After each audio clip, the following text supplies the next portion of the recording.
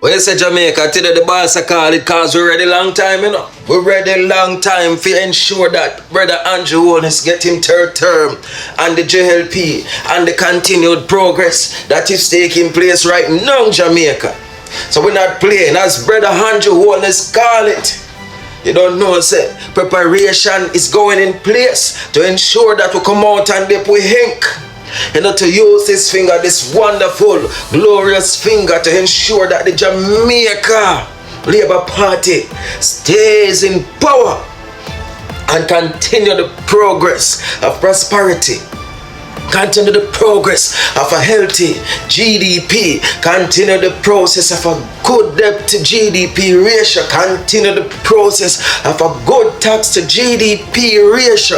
Continue the progress of economic stability, infrastructure development. Continue the progress that is so badly needed in the healthcare. Over 200 and odd health centers developed, renovated, and major hospital being upgraded from scratch. Corner Regional Hospital, the Bustamante Children's Hospital, the Spanish Town Hospital. We're gonna continue with Jamaica.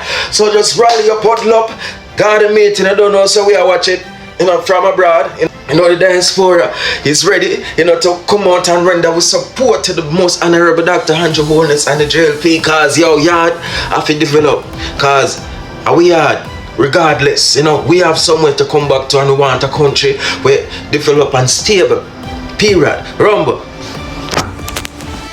Listen to this lady, Jamaica, and I want you to pay close attention to the PNP crowd. I don't want when the dead wake up, them get confused, I don't know what them there. Me rather we teach them a Portland, cause them used to Portland.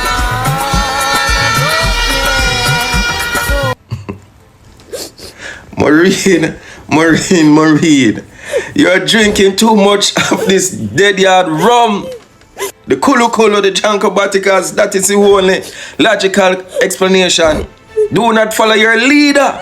Again, do not follow your leader. It's not going to just happen so. We have to make sure that every comrade, if they're still alive, them have to go vote for Comrade Patrick Peter King when the election call. And even some who not alive. I don't want when the dead wake up, them get confused, I don't know what them there. Me rather we teach them a Portland, cause them used to Portland. And I talk about the dead can raise. And the dead can this and that. Come on. You know, just look at the crowd, look at the ladies them, look at the people them in the crowd. They are like hell. I can't believe that this she just say out her mouth. I wonder if she understand what she just said. Oh my God, this is a really degraded PNP. God no, this is a really downgrade PNP party. We cannot make stuff like this up. To know that these persons have microphones are trying to convince people to come out and vote. Michael Manley would be ashamed. For government policy to materialize into the physical benefit that people can identify with, the house that everybody wants, we have to build institutions that administer and plan. And institutions are really the organization of people. And when you organize people, it forms in terms of networks, but it also forms a culture and hopefully the strive for excellence.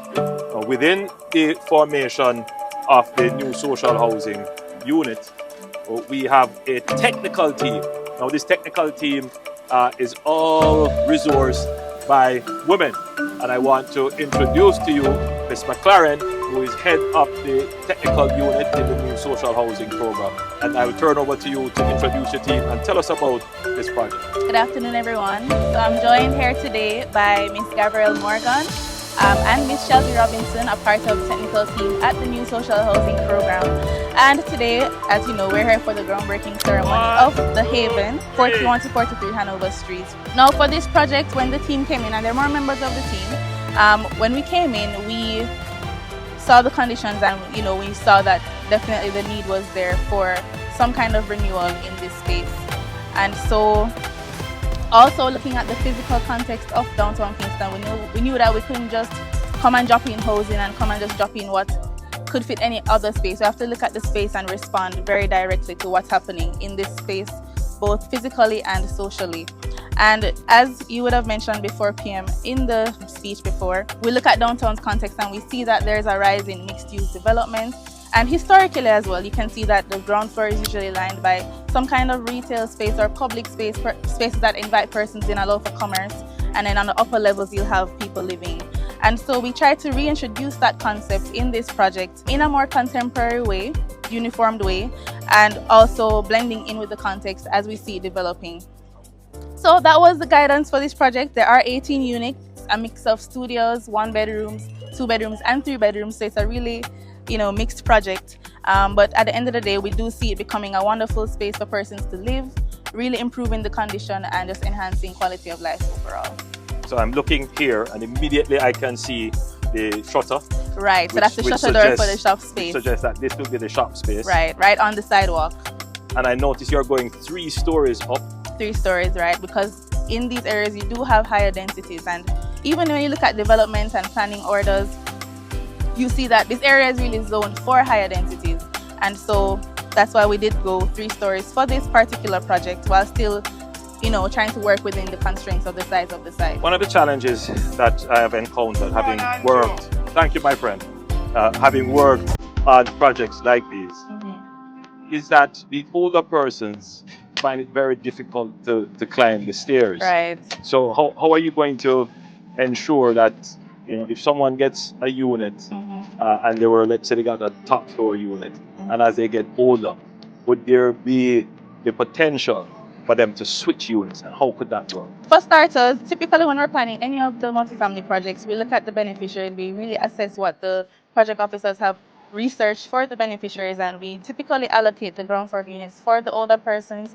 Anyone who has special needs or physical challenges usually are allocated or given the lower floor units. And so, of course, because this will be a very community-driven space and we expect persons to be living in harmony, I'm sure that in the future, if there needs to be, adjustments. There could be a private arrangement. Right. So we're not just building concrete and saying, here, take it. We also have a social unit that does quite a bit of work. And in our next presentation, we'll highlight the social services unit that works along with the beneficiaries to help them understand what it means to own your own home, the responsibilities that come with it, and the need for maintenance and constant investment in property. So again, I want to highlight the technical services unit in the new social housing program. They make the project work.